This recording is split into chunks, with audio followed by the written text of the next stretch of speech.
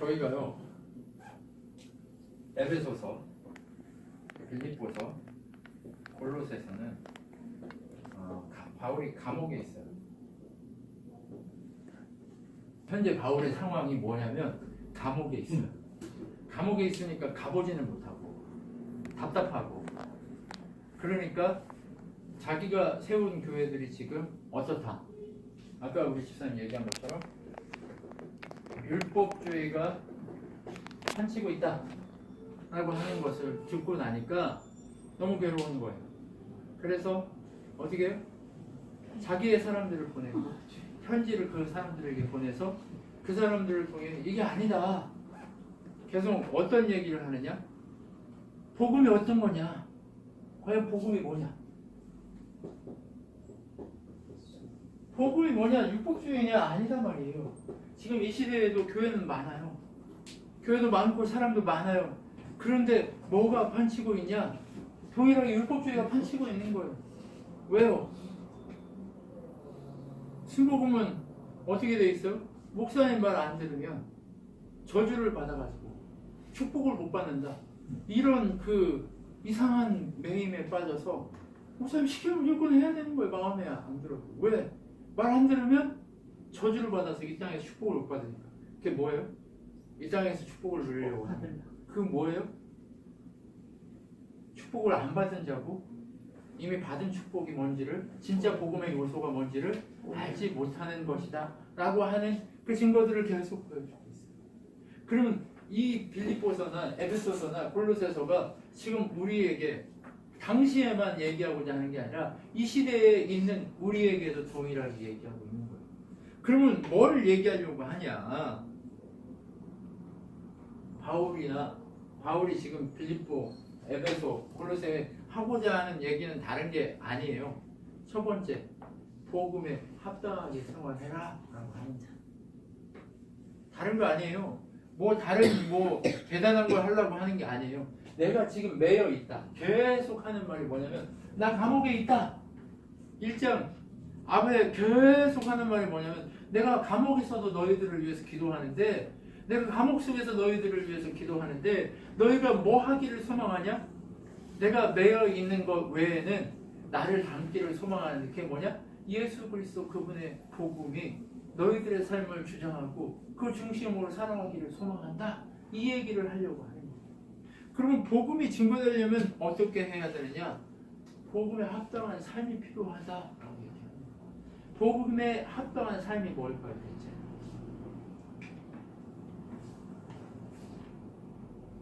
내가 지금 매여 있는데 은혜에 참여해서 너희 그리스도의 날까지 모든 것이 이루어지고 하나님의 영광이 되기를 소망한다. 그런데 복음에 참여하는 게 무엇이냐?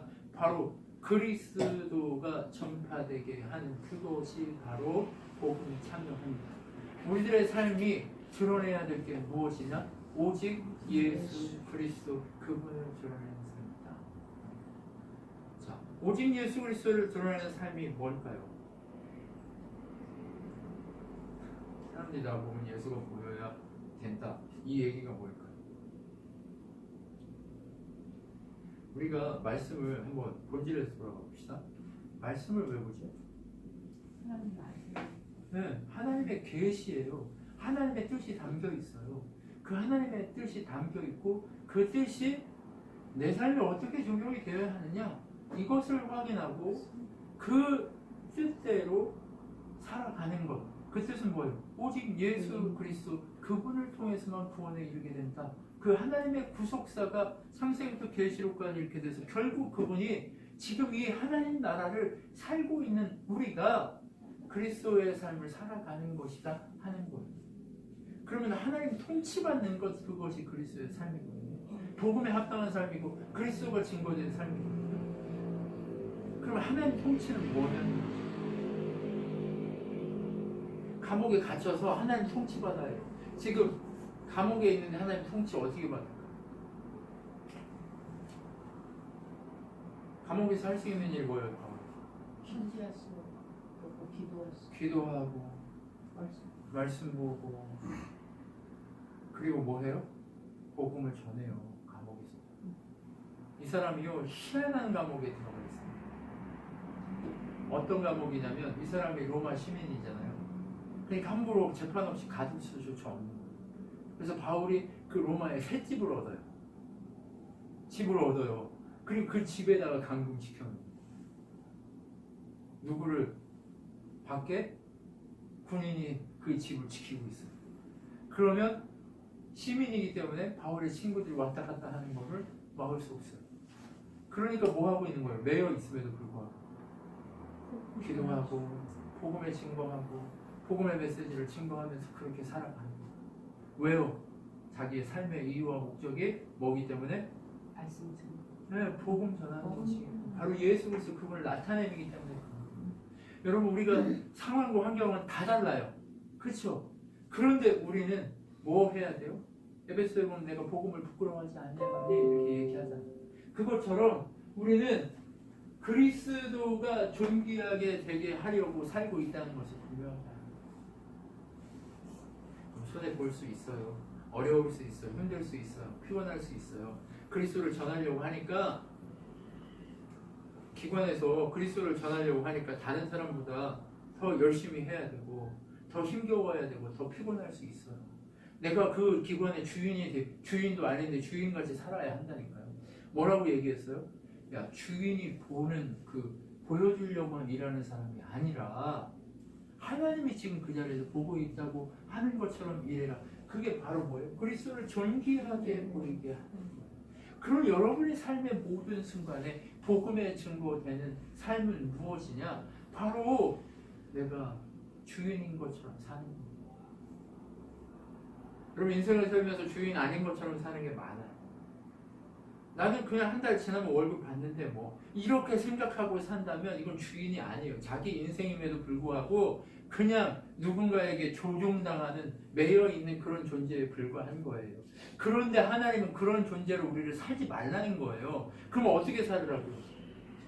그것이 내 것이 아니라 할지라도 주인같이 살으라는 거예요. 주인같이 살다 보면 누가 증거된다고요? 예수가 증거된다. 여러분 무엇을 특별히 만들고 무엇을 세우고 하는 것에서 의미를 찾으려고 하지 마십시오. 그냥 내가 처해 있는 상황 속에서 그리스도가 증거되고 있냐 아니냐, 내가 주인같이 사느냐 아니냐, 그곳에서 의미를 두십시오. 지금 바울은 감옥에 매여 있고 갇혀 있음에도 불구하고 지금 뭐 하고 있는 거예요? 주인같이 살아가는 거예요. 바로 주인처럼 살아가기 때문에 뭐 해요? 내가 기쁘다라고 얘기하는 거예요. 빌립보서는 기쁨의 서신이라고도 불립니다. 왜요?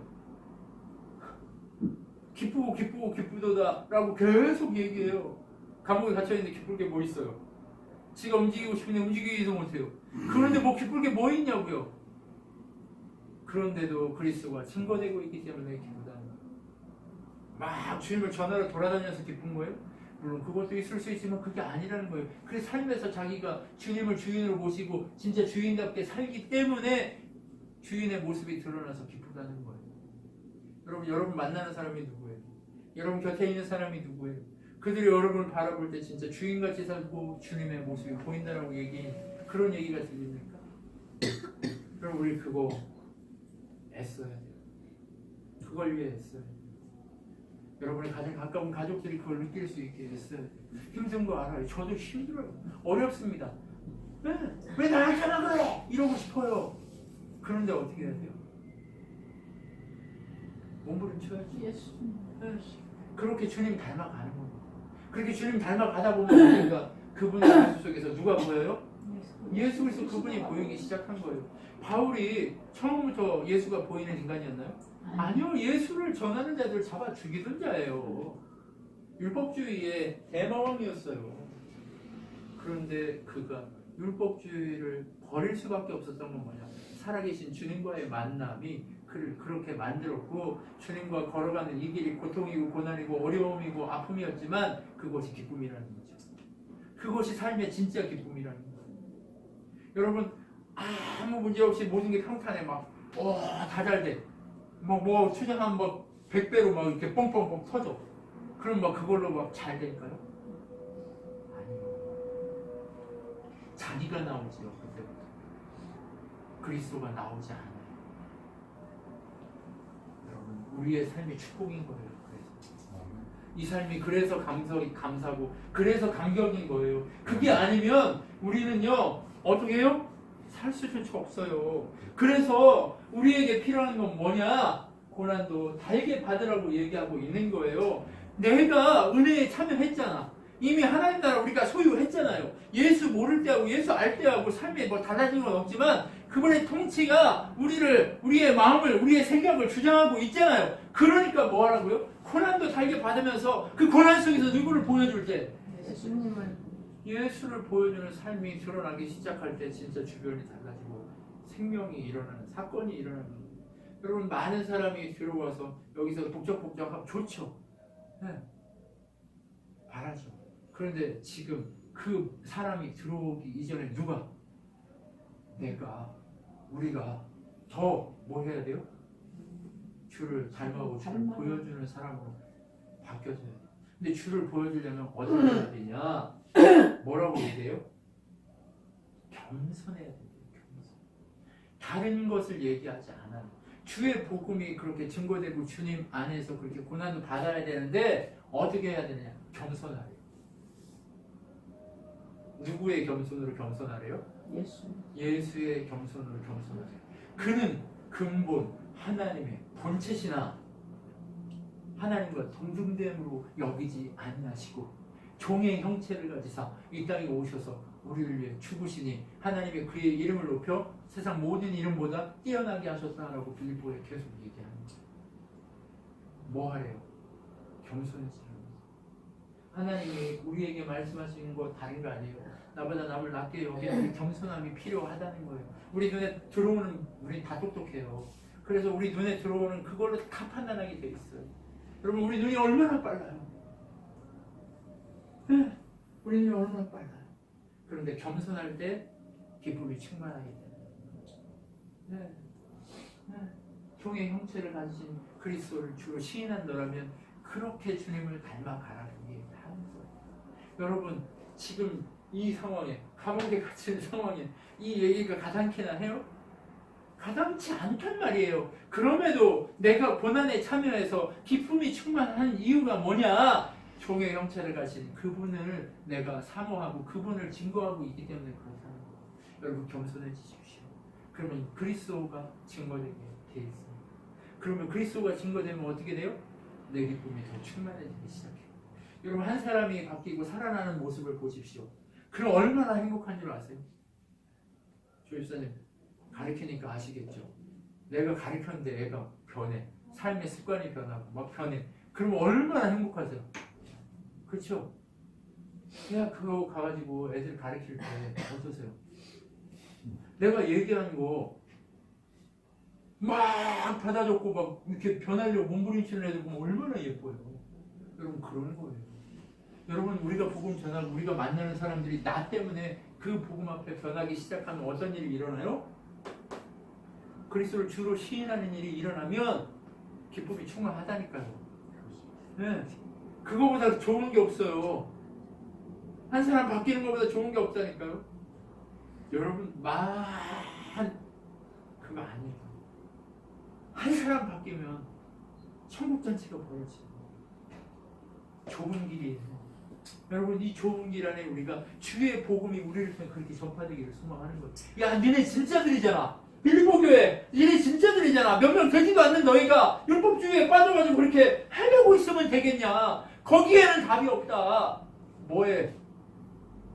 주의 은혜의 즐거움 앞에 참여하면서 주의 복음을 이 삶 가운데 드러내게 하라. 이 얘기하고 싶은 거예요. 자꾸. 그러니까 어떻게 해요? 빌립보에게 계속 얘기해요. 겸손해요. 그러면서 뭐라고 얘기합니까? 구원을 이루어 갈 수 있게 힘을 쓰라고 얘기하는 거예요. 너 아직 끝나지 않았어. 다 이룬 거 아니야. 끝나지 않았다. 다 끝나지 않았으니까 주의 구원을 이루어질 때까지 어떻게 해요? 힘써서 구원을 이루라고 얘기해요. 구원을 이룬다는 게 뭐예요? 하나님의 통치 아래 계속해서 더 걸어가면서 자기 관리하라는 거예요. 어떻게? 삶 속에서 겸손으로 무장하고 주의 은혜로 무장해서 그렇게 누가 증거되도록? 예수만 증거되도록 그렇게 무장하라 이렇게 얘기하는 거예요. 왜요?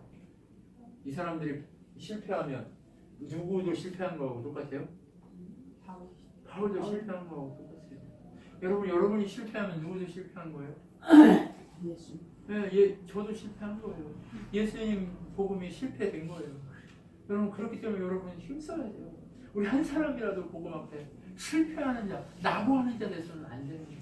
우리가 정말 주님 앞에 다른 일이 헛되지 않도록 그렇게 달릴 필요가 있는 거예요. 그래서 우리는 구원을 이루어가는 그 은혜를 바라볼 필요가 있는 거예요. 그래서 바울이 이제는 너희를 돕기 위해서 돕는 자를 보내는데 누구를 보내느냐? 디모데를 보내겠다. 디모데를 통해서 너희가 은혜를 잘 누려라 이 얘기하는 거예요.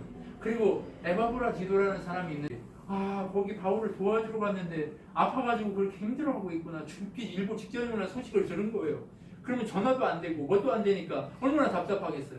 편지를 통해서 야 하나님이 특별한 은혜를 주셔서 에바브라 디도가 살았어. 내가 에바브라 디도를 일단 너희들에게 보낼게. 보내면 너희가 같이 함께하면서 큰 위로를 받았으면 좋겠다.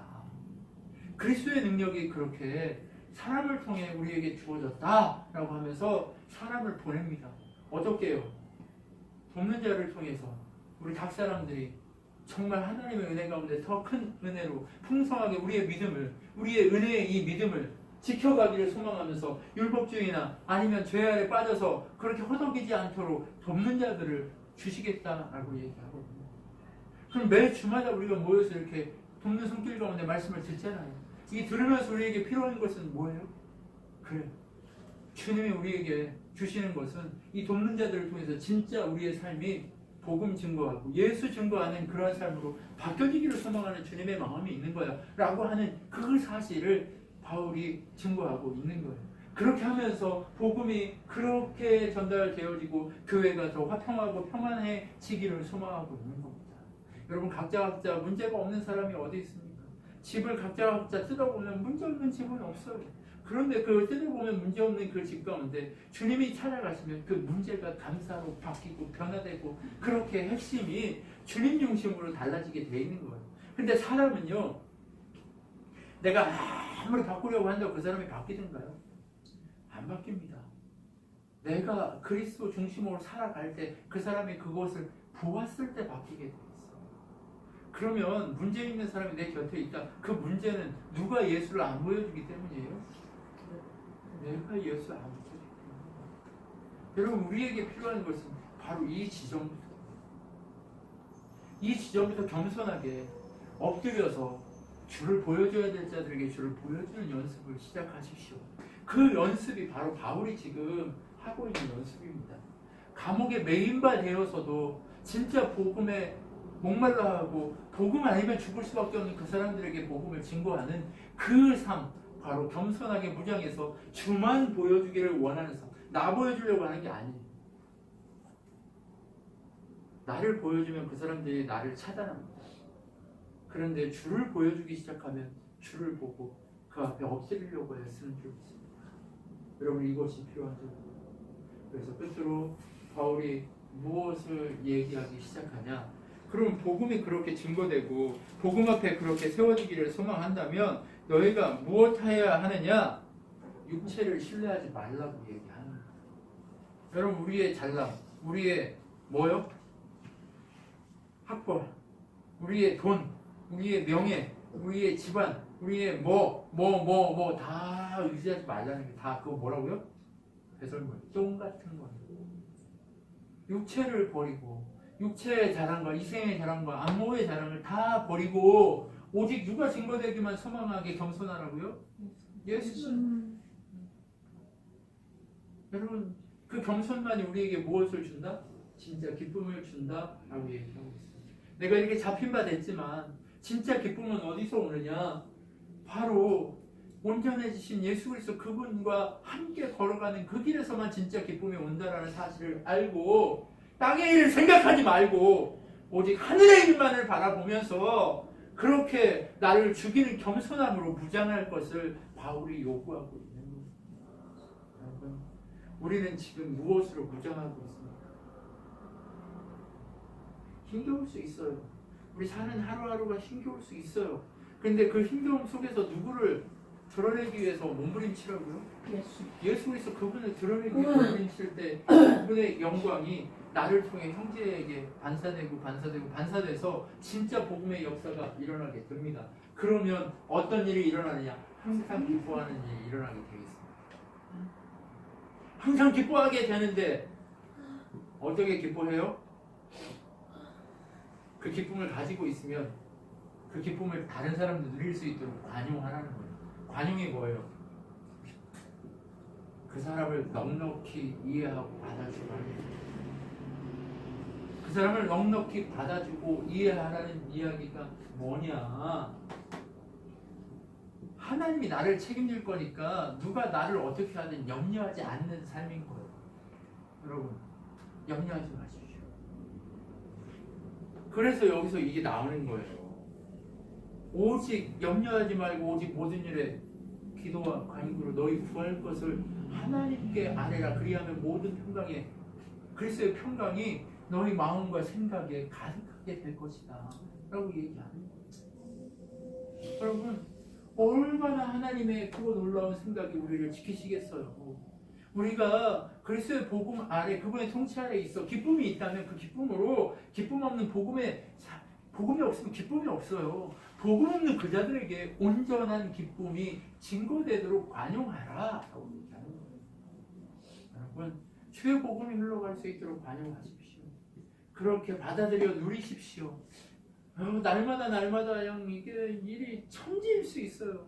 그런데 그 천지인 일들이 왜 생기느냐? 하나님이 나를 큰 사람으로 만드시고 그렇게 큰 사람이라고 인정하신 분이라는 거예요. 너 이만큼 큰 그릇이야.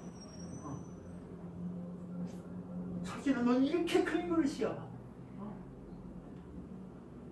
사랑하는 자녀야, 너는 이렇게 큰 그릇이야 라고 얘기하는 그 하나님의 목소리를 들으시고 염려하지 말라는 거예요. 그냥 하면 되는 거예요. 그냥 지나가면 되는 거예요. 오늘 하루 엄청난 지금까지 겪지 못한 큰일이 벌어져. 그래도 오늘 그것을 감당하면서 관용하며 걸어가면実際 그 일이 해결되어 안 돼요?